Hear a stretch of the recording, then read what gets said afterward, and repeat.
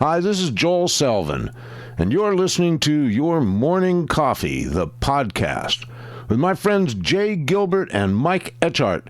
Weekly music news for the new music business. From Hypebot, Pitchfork Album of the Year is not on Spotify. Trend or anomaly? And from the New York Times, the year in pop, hits without stars, stars without hits. And from MIDiA, Overanalysing Our Spotify Wrapped, what MIDiA's stats say about the industry. Wow. We got a lot to talk about today, Jay.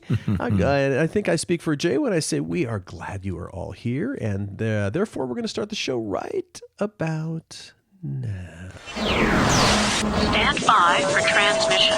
This is London calling. Wake up! Your morning coffee is on the air. On the air. On the air. On the air. On the air. On the air. Standing by.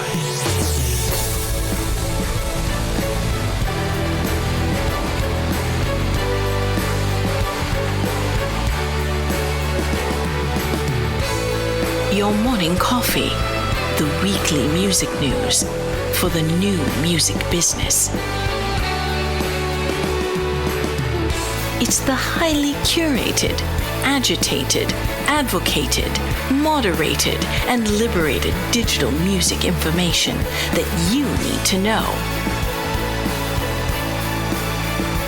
We are your digital music authority. And now from our studios in Hollywood, California, here's your hosts, Jay Gilbert and Mike Etchart.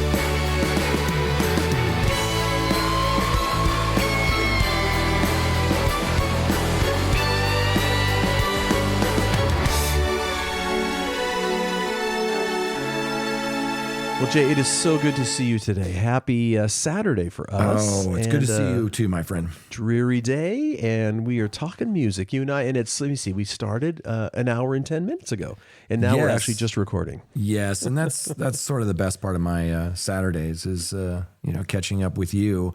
We had such a fun week this week. You know, it's always a pleasure to talk to our friend Will Page. It certainly is. We've got a Your Morning Coffee podcast special bonus episode with our friend Will Page. It is live right now. You probably have it in your inbox. We break down his latest report, Music Smashes Box Office Records. The global value of music copyright soars to $45.5 billion, now worth more than cinema. And he is so charming and so fun. And as you have so eloquently said, and I think it's the last thing you say on the podcast on that particular special episode, he's the bus driver because he takes us to school. Yes, he sure does. So check out that episode with Will Page. Just a fantastic conversation. Before we jump into things, Mike, your band, 100 Paces, you guys opened for Flock of Seagulls this week. We did, yes. Tell me about that. Actually. Oh, it's always fun. You know, there's a place that's in between you and me, actually, called the Canyon Club, and they got a lot of heritage acts and stuff like that. And of course, in the day, I was a big fan of Flock of Seagulls, and the club asked us if we wanted to open up. We've played there a few times, and they apparently like us. And it's always fun to be on stage. It is always fun to be playing music. Canyon Club Agora Hills? Yeah. I love that venue. I've seen a lot of great bands in that venue. Me too. And, you play, at the level we're at, you play a lot of clubs that are just dumps. And this is a lovely place. And they have a green room for each band, and you get fed, and nice. You feel like a rock star. It's kind of fun. That is super really cool. Speaking of cool things, we have some very special bonus episodes coming. We have 4 of them, actually, and maybe even a 5th. You say? Yes, sir. So as we get towards the end of the year and the first part of 2025, we have a handful of really incredible interviews that are going to be dropping. And right around that time is the 10th anniversary of the Your Morning Coffee newsletter, if you can believe that. 10 years. Congratulations, Jay. That Thank is you, sir. such a labor of love on your part. And It I really know is. I know how much work you put into that. And it's work, but it's also a lot of fun because, I'm curious about this stuff, and I've been doing it every Friday morning. It's gone out for almost 10 years now, and it's just a joy each week. It's sort of like a treasure hunt. I really love it.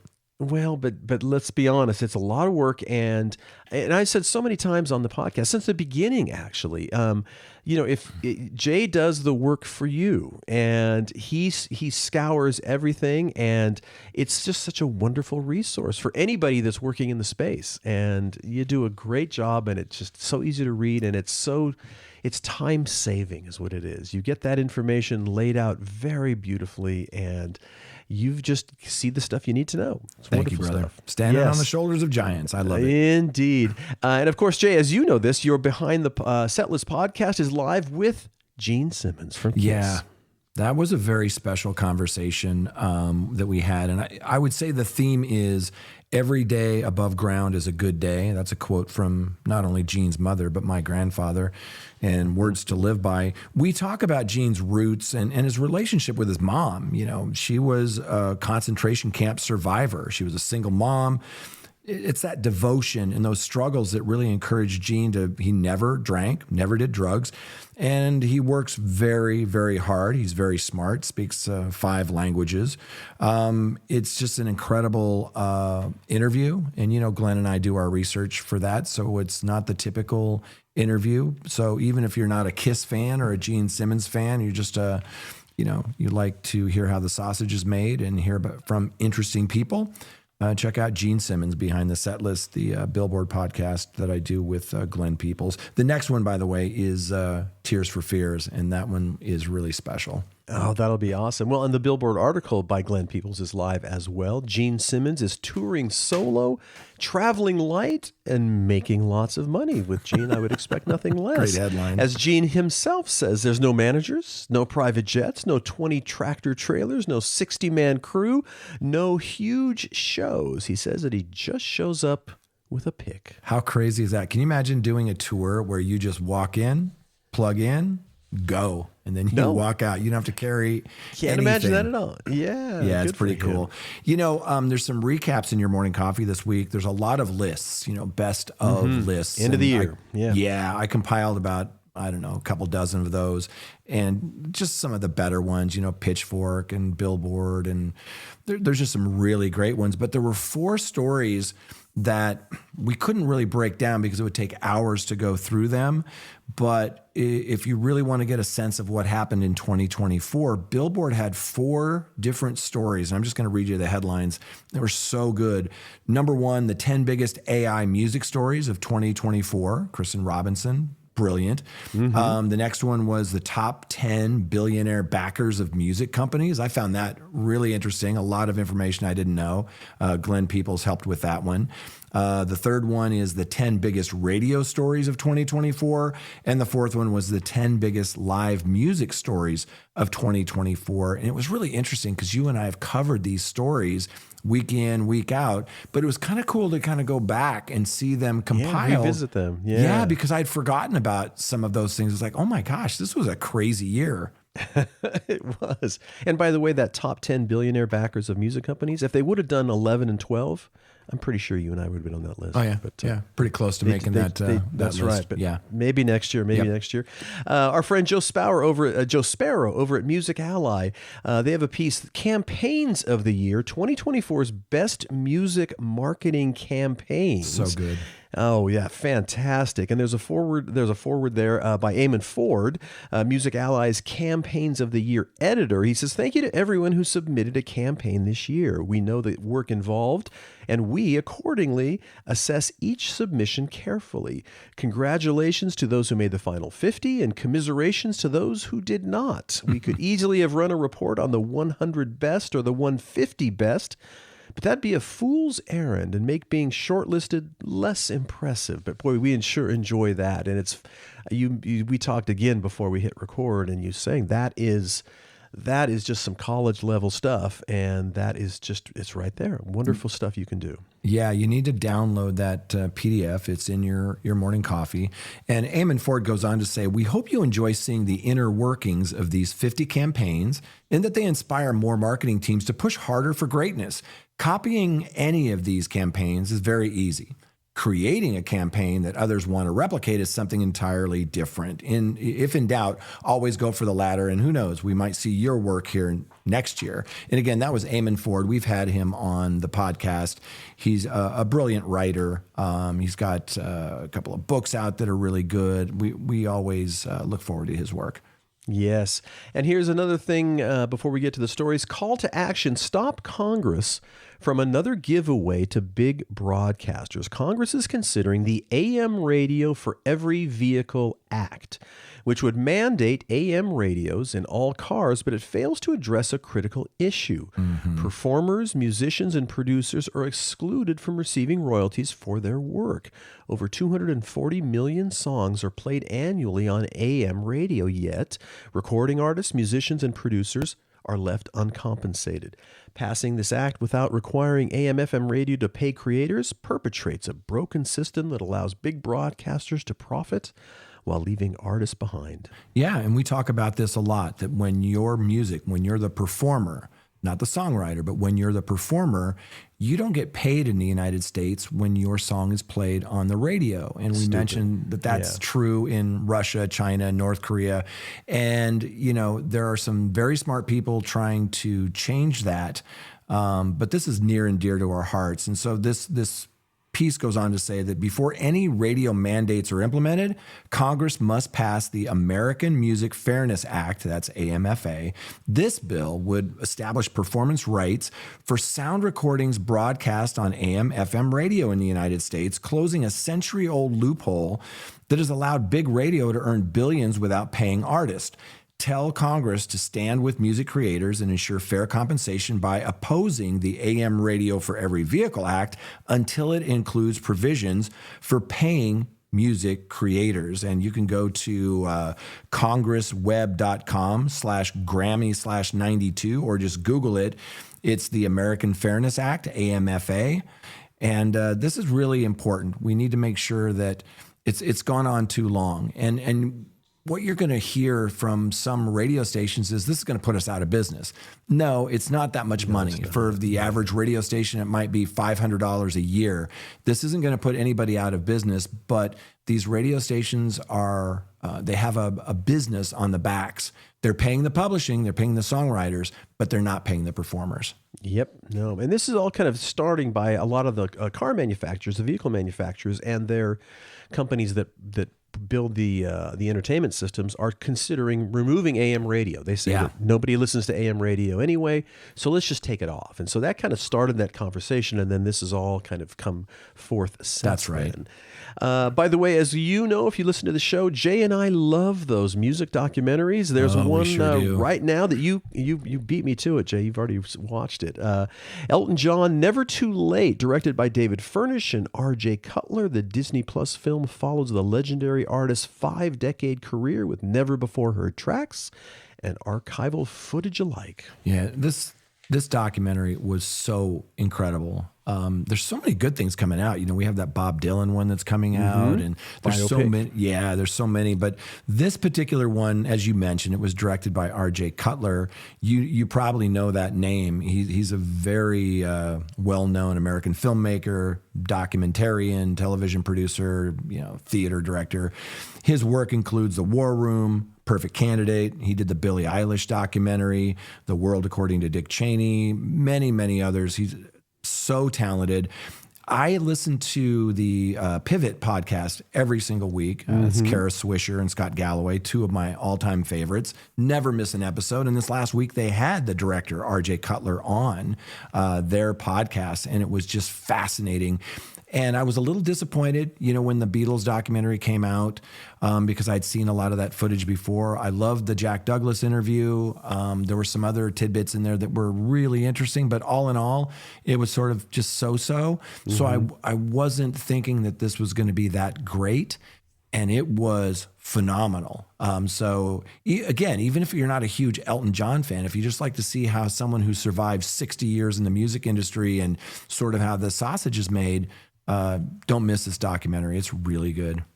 He has remarkable, the fact that he's been doing this for 60 years, what a remarkable career he's had. And it's worth watching for sure. Last week, Jay, you and I mentioned that the Taylor Swift Eras Tour is coming to an end, or it's come to an end, actually. That's right. And here's some 10 fun facts about that tour.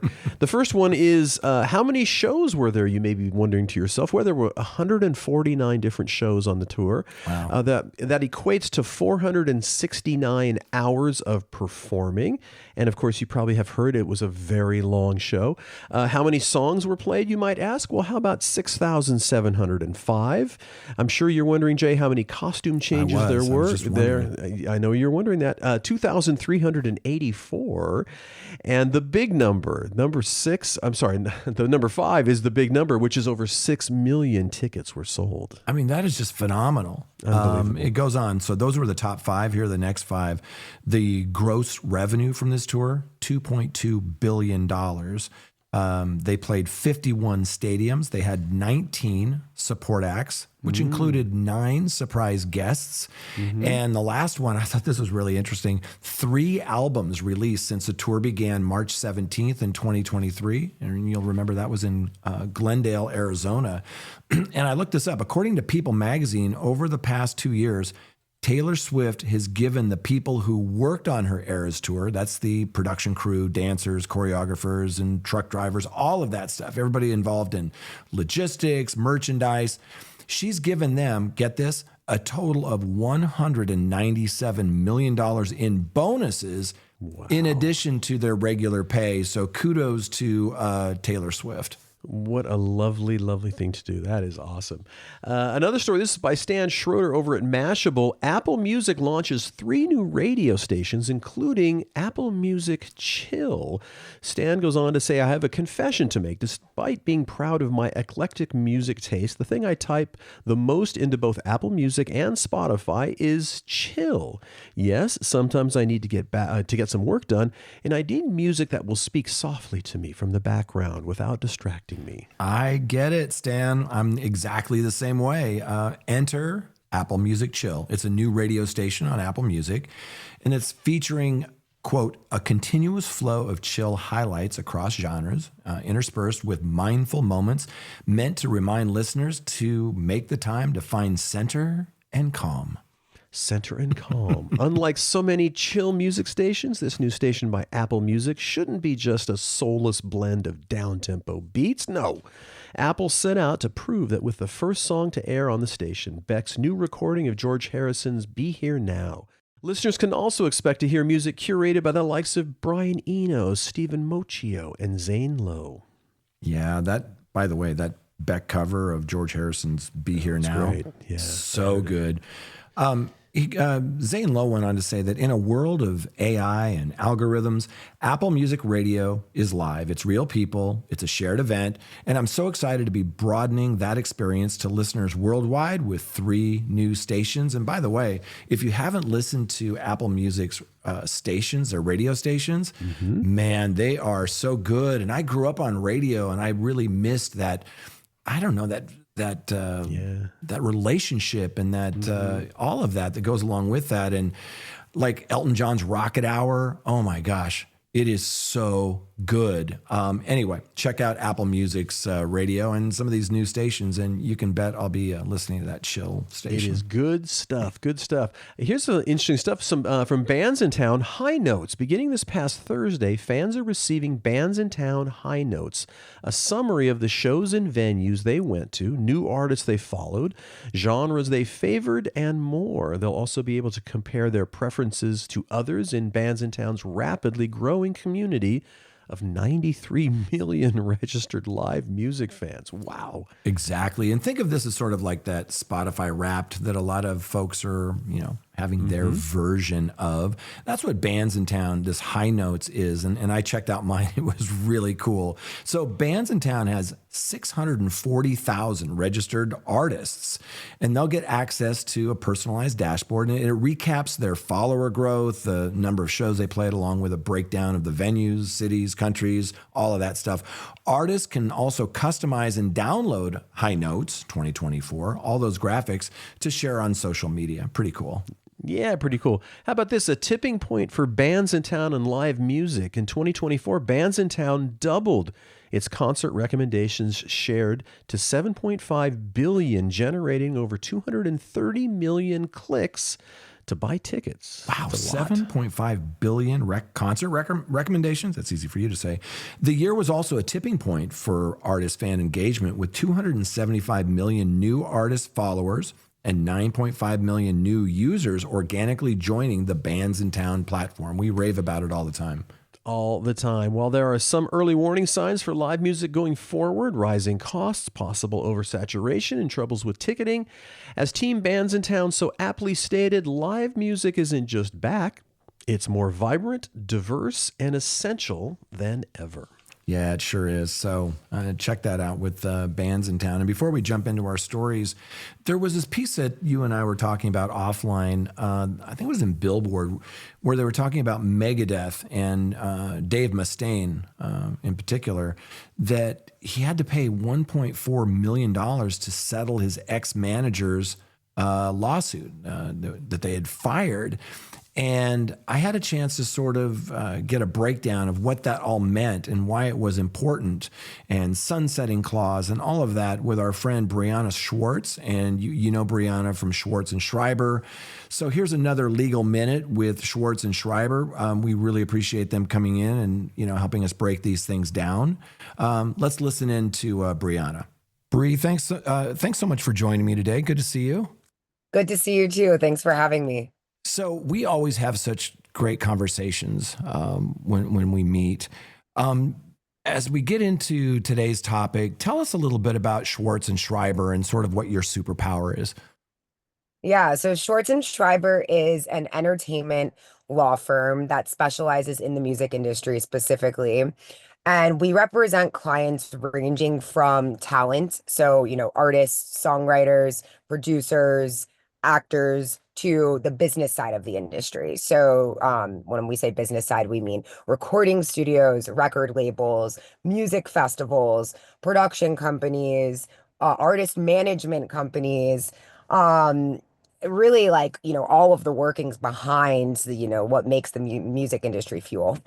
Yeah, what I love about it is when I talk to you and Alexis, you guys seem to really enjoy what you do. We do. We both come from, an arts background. Both of us as young kids attempting to, do something in this space, but realized that our efforts were better spent on the business side of things. Awesome. There was a story in Billboard this last week, and the headline was Megadeth's Dave Mustaine must pay $1.4 million to settle fired ex-manager's lawsuit. And you and I were talking a little bit about that. For those not familiar with the story, can you break that down for us a little bit? Yeah, totally. So, this is a tale as old as time where artist, fires manager, and manager comes back and claims that artist owes, mass amounts of unpaid commission. And so it seems that, Brennan and Mustaine settled initially for about $1.4 million, which is obviously a massive amount in management commissions there. But Mustaine seems to be making counterclaims, and those counterclaims are interesting because they do tie into, how management contracts are drafted.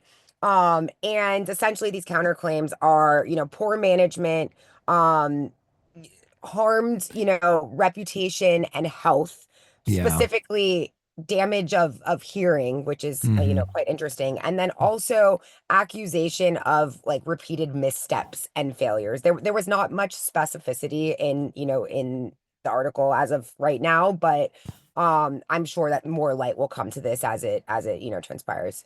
Sure. It's really interesting to me, and I've heard this story before. with artists who are unhappy with the performance of their management, and they butt heads and they fight over this. How do you think this thing's going to end? Yeah, I think that it's, without looking at the contract and understanding Yeah. what their initial deal was, it's hard to decipher. That being said, I kind of want to bring it back to, like I said earlier, we represent artist management teams, but we also represent artists. So we draft these deals on both sides quite frequently.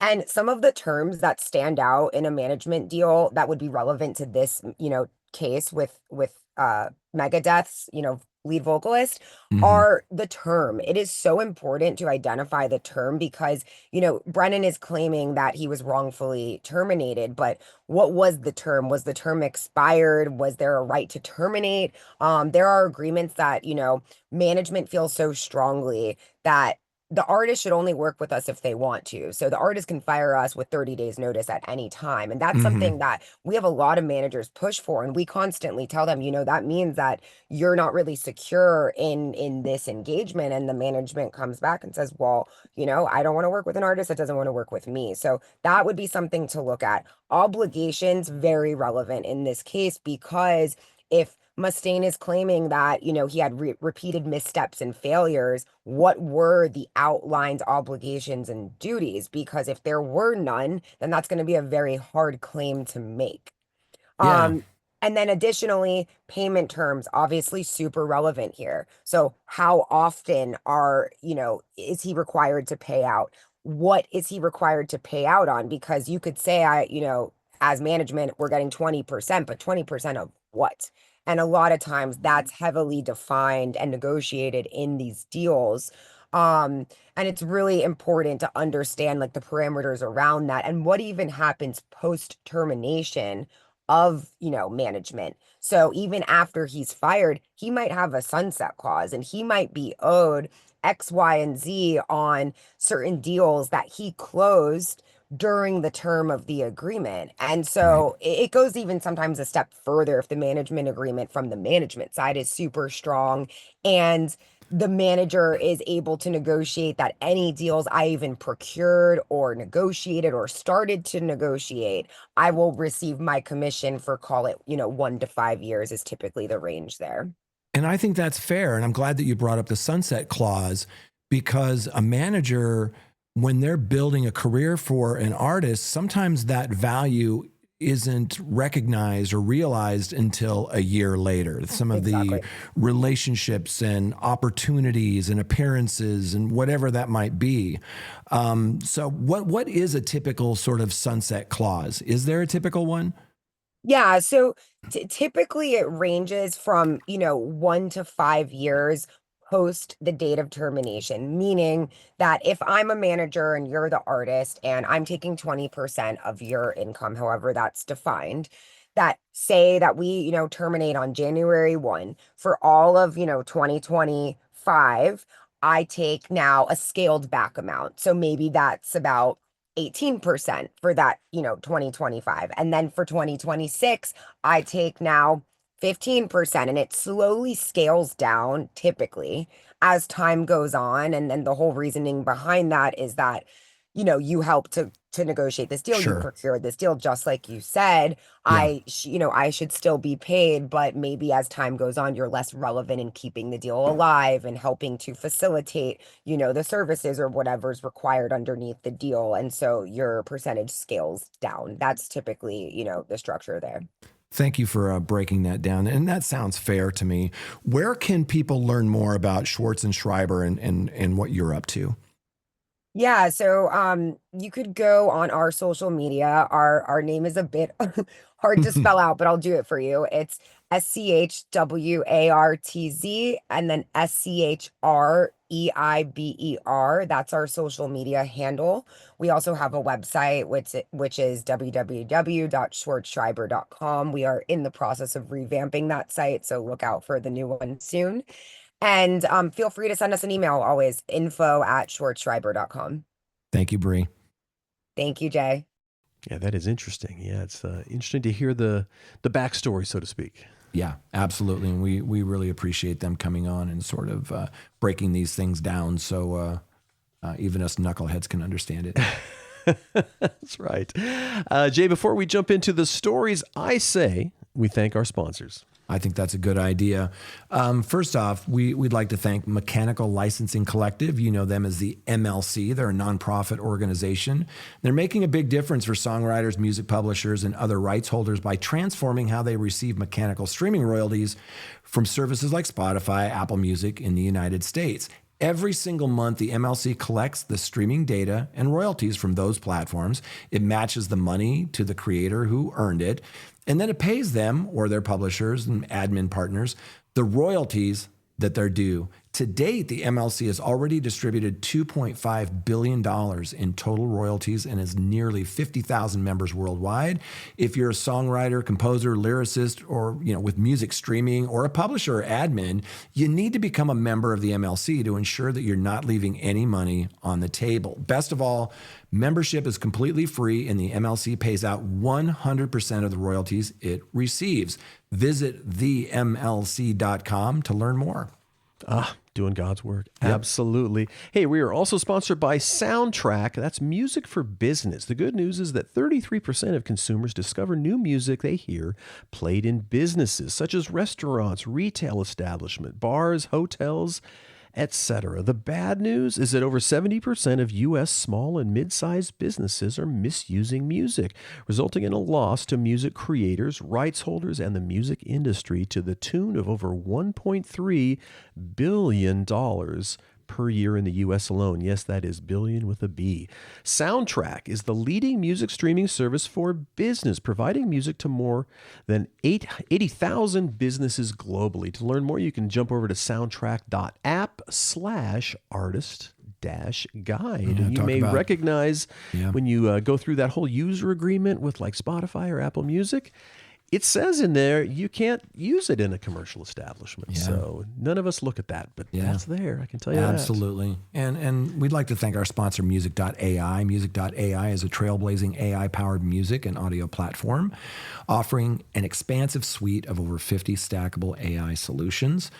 You want to change the tempo or pitch of your song, adjust instruments or vocals, mute background noise. Music.ai makes it super easy. It's embraced by record labels, agencies, tech firms, and developers. Music.ai is synonymous with audio innovation. With over 45 million users, their tools process over 2 million minutes of music every single day. They can process yours. Visit music.ai to get started.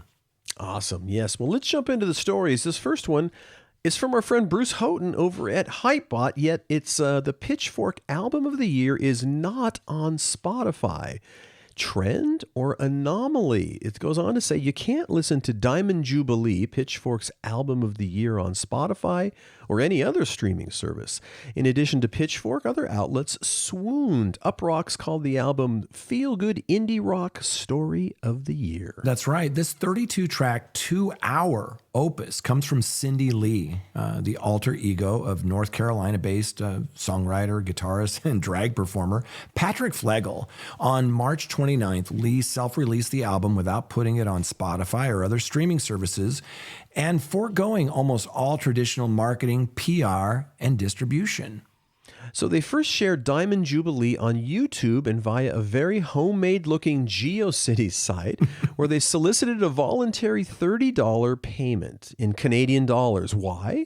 Maybe because Flegel is originally from Calgary, or maybe not. In addition to YouTube, the album eventually found its way to several direct-to-fan sales sites like Rough Trade and Bandcamp, with teasers available to stream. Not on Spotify, it says, though. A trend or anomaly? Artists going direct to fans is not really new, but not including streaming services in your marketing and distribution, well, that is. Right, but while still in its infancy, it's a trend I think you'll see more of in 2025 and beyond, says Bruce. Music streaming services and most social services are effectively walls between the artist and their fans. Users may discover and listen, but how can a deeper relationship develop without two-way communications?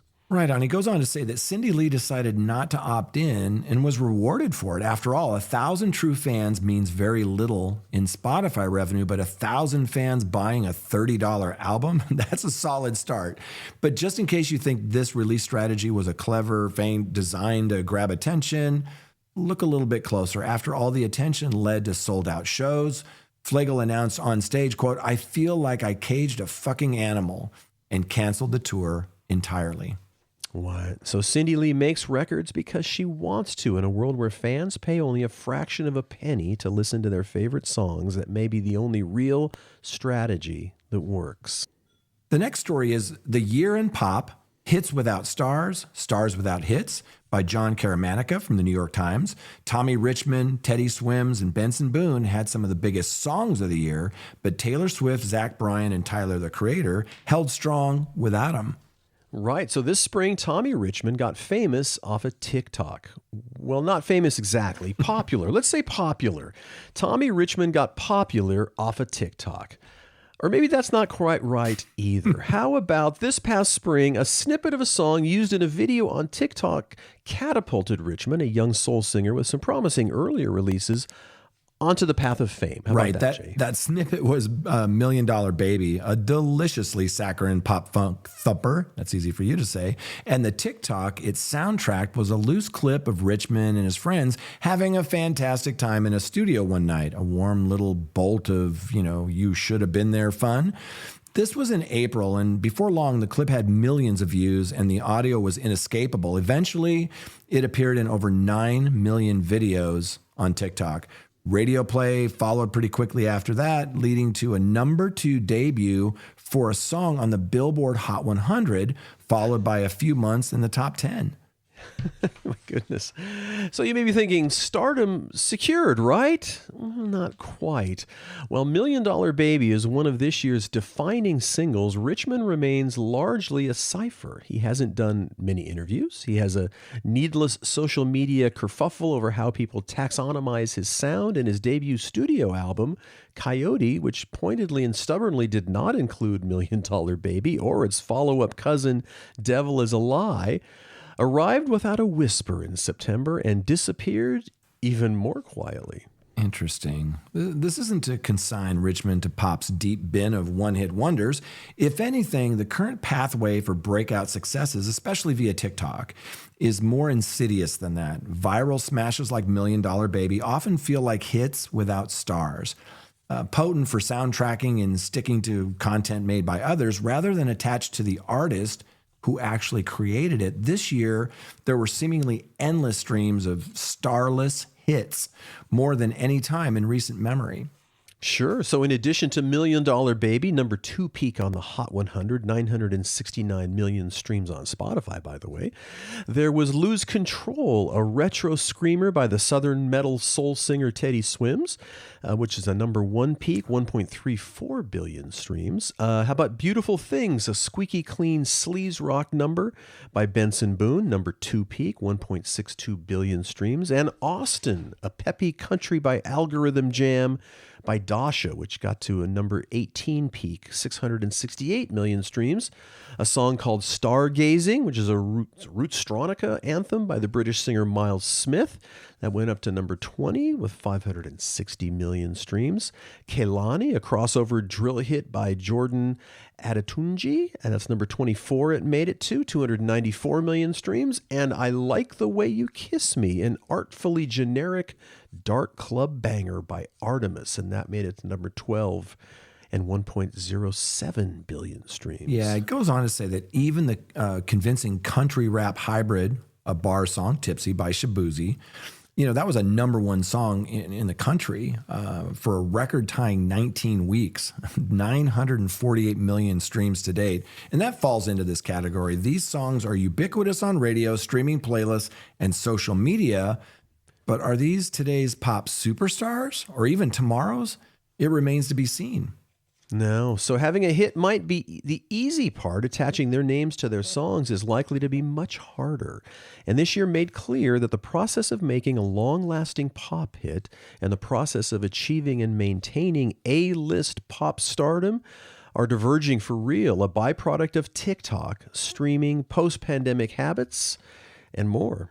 Yeah, and the article ends with this. In the social media wilds, hits emerge from TikTok and other platforms largely disconnected from anything highlighting the creator of the music. The song, and much more often a snippet of the song, is a prompt. It's like tethered to a piece of media that stars you or another stranger rather than the person or people who made the music. Super fascinating. Yeah, it really is. And in many ways, we're getting back to like the 1970s, where you had early 1970s with all of these kind of one-hit wonders and pop acts that kind of came and went. And I don't know, some things never change, right? Yeah, Jay? what's Some old things is never new change. again. Yeah. Yeah. Well, before we get to our last story, what do you say we thank the rest of our sponsors for helping us put the show on? Yes. And that, of course, is including Bandzoogle, built by musicians for musicians. Bandzoogle is an all-in-one platform that makes it easy to build a stunning website and online store for your music in just minutes. All the features you need are already built in, including dozens of fully customizable templates, tools to sell your music and merch commission-free crowdfunding and fan subscription features, mailing list tools to grow your fan list, integrations with Bandcamp, SoundCloud, YouTube, Bands in Town, and more, so you can easily add content from your other online profiles, and live support from their musician-friendly team 7 days a week. Website plans start at just $8.29 a month, which includes hosting and your own free custom domain name. Your Morning Coffee podcast listeners can go over to bandzoogle.com to try it free for 30 days and use the promo code Morning Coffee, that's all one word, to get 15% off the first year of any subscription. That's bandzoogle.com, promo code Morning Coffee. Yeah, and a big thank you to Hypebot. Since 2004, Hypebot has chronicled the new music industry and the trends and technologies that are changing how music is discovered, consumed, marketed, and monetized. Edited daily by founder Bruce Houghton with help from Alana Bonilla, Hypebot and sister blog Music Think Tank are published by live music discovery and marketing platform Bands in Town. Indeed, Bands in Town. Over 90 million live music fans trust Bands in Town to get personalized concert alerts, recommendations, and messages from their favorite artists. It's the #1 artist service platform, connecting over 650,000 artists with their super fans. Managers, labels, agencies, and artists access their own dashboard to manage and promote their tour dates across all platforms. Yeah. So big thanks to all of them. I get to hang out with my good friend Jay Gilbert every week. In case you don't know Jay, he is a music industry consultant. He's the curator of the weekly Your Morning Coffee newsletter and a former executive with Universal Music, Sony Music, and Warner Music Groups. And his resume is 5 full pages, in case you were wondering. It's pretty long.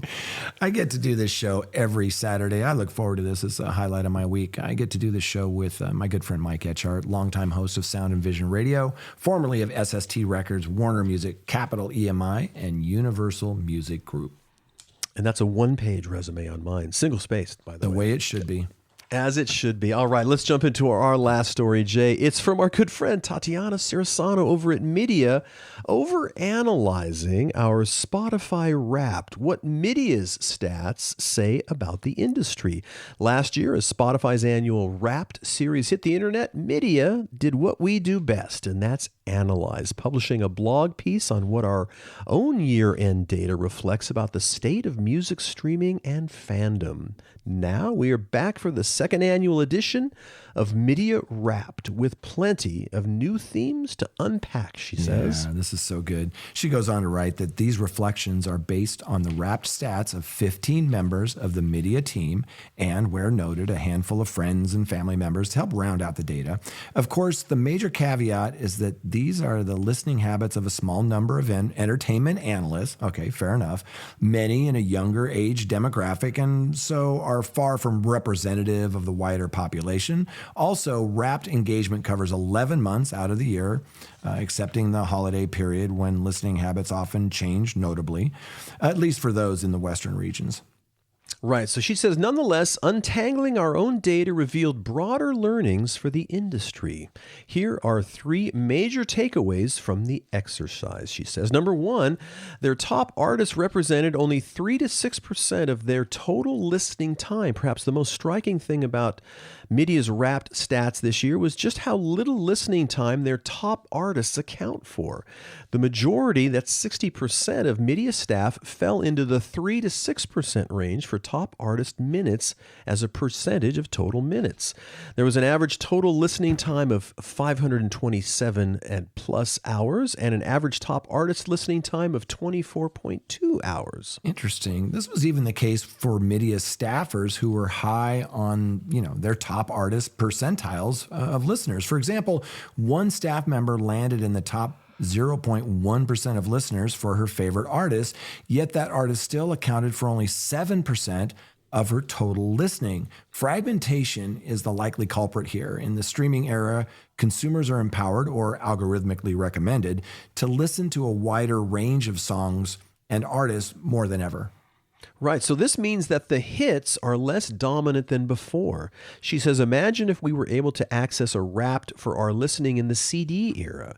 It is likely that our top artists back then would account for a greater percentage of total listening, let's say 25% or more, given that the average person owned far fewer CDs by a much smaller range of artists than the number of albums, artists, and songs they listen to today. Right, and then Tatiana points out, stream counts do not always correlate with fandom. This is super interesting. Time spent listening is one way to measure music fandom, but not the only way. And understanding this data requires context. For example, a high number of minutes spent listening could mean an active music fan, but it could also mean a passive listener streaming algorithmic playlists in the background of work all day. Another crucial differentiator is artist-focused listening versus song-focused listening. For example, it makes quite a difference for individual rights holders whether someone listens to 12 hours of their favorite artist or 12 hours of songs by 100 different artists. Right, so she says, so to better contextualize our listening, we next plotted MIDiA staffers and a handful of friends and family by total listening time and number of artists listened to. This created 4 segments, she said. Purely in terms of streaming payouts, the passive listeners who stream all day would be more valuable than those who concentrate on their favorite artists but spend less time listening overall. She says, of course, more total listening also means the royalty pot gets divided up in more ways. She says, yet, in terms of an artist's longevity and connection to their fans, it is the latter who may be more valuable and who may be more likely to spend more on merch and tickets. The majority of people in our sample fell into this lower left quadrant, and among them are MIDiA's most fervent music fans. She says you can quickly see how the interests of Spotify, labels, and individual artists begin to diverge here. Spotify's best interest is for users to listen for longer, regardless of what they listen to. But it might be even better for their listening to be more fragmented, such as, the user's strongest relationship on the platform is not with any particular artist, but with Spotify itself.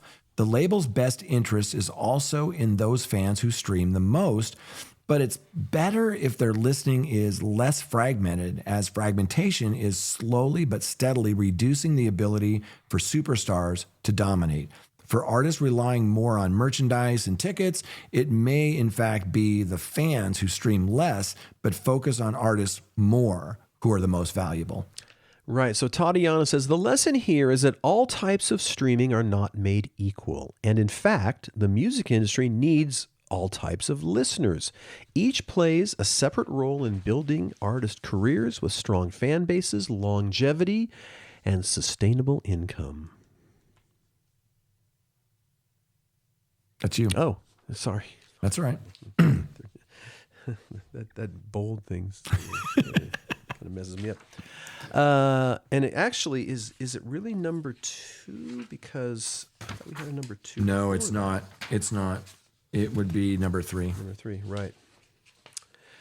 Okay. And the last point is streaming's last cultural moment. She says there was a time somewhere around the mid-2010s when cultural moments happened on streaming platforms. Think Spotify's Rap Caviar playlist and the heyday of its Best New Artist Grammys party, Frank Ocean's surprise dropping Blonde exclusively on Apple Music, or Beyoncé doing the same for Lemonade on Tidal. right? She writes that over the 2020s thus far, streaming has steadily lost cultural capital to social, and in particular, social video. Scenes, fandoms, and culture happen on social platforms and trickle down to streaming, not the other way around. Spotify's Wrapped is arguably the last streaming-oriented cultural moment standing, but is Wrapped even a streaming moment when everything about it is designed for social media? She says something else has changed too. Wrapped has become so co-opted by brands and meme culture that the number of posts riffing on Wrapped seem to eclipse the number of posts that are actually wrapped. While these sorts of posts might be thought of as free marketing for Spotify, we are at the point where they are competing with Spotify for consumers' time and attention. A similar trend is developing across entertainment. Today's consumers may spend more time engaging with user-generated content around a brand than with the brand itself. The strongest takeaway from this year's Wrapped may be that the social is where music moments happen, even streaming ones. Well, our good friends over at MIDiA, always food for thought, as they say. Food for thought. Toffee. Well, as we wrap up this episode, Jay Gilbert and I will say thank you for listening. We certainly appreciate it. And you know what? If you really dig the podcast, we hope you would just tell one person. We would greatly appreciate that as well. We also want to thank our sponsors, the MLC, Soundtrack, Bandzoogle, Music.ai, Hypebot, and Bands in Town. What a team of groovy people that help us put the show on every week. So on behalf of the man with a 5-page resume, Jay Gilbert, I am Mike Etchart, and I say thanks for listening. We'll be back next week on the Your Morning Coffee Podcast.